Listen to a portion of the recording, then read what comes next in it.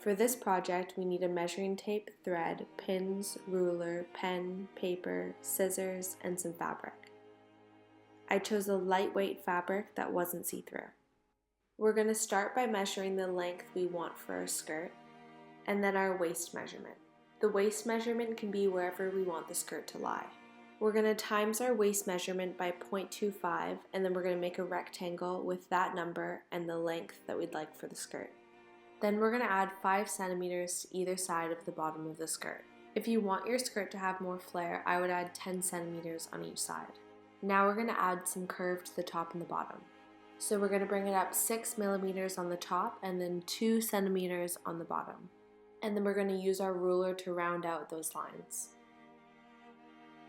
And then finally, we're going to do a 1 centimeter seam allowance on the top and a 2 centimeter seam allowance on the bottom. And then we're going to cut out that pattern. We're going to place the pattern on the fabric and place it beside each other 6 times and mark that with pins and then cut it out. Now we're going to cut our tie piece. The width and the length is up to you. Just keep in mind that you're going to be folding the piece in half, so to double the width and add a centimeter seam allowance on each of the edges. We're going to start by hemming the 2 sides of our skirt. This will be easier if you iron it, so fold it over once, iron it, and then fold it over a second time. And we're just going to do a straight stitch on those 2 edges. We're now ready to attach the tie piece.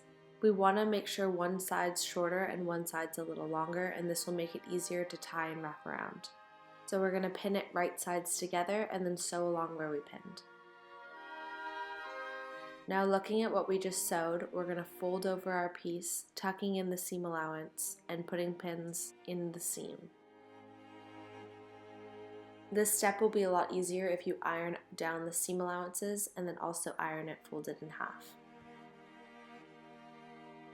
You can then place pins all along the tie. Again, making sure to place it in the seam and catching the fabric at the back. And then you're just going to do a straight stitch right along where you placed your pins, sewing right in the seam. And this is what it should look like when you're all done. Now, for the ends of your tie, you can either flip the seam allowance in a diagonal, or you can do it straight and sew it straight across. I decided to fold mine in on a diagonal. And the final step is hemming the bottom of the skirt, so we're just going to fold it over twice and iron. And then sew it with a straight stitch. And you're all done.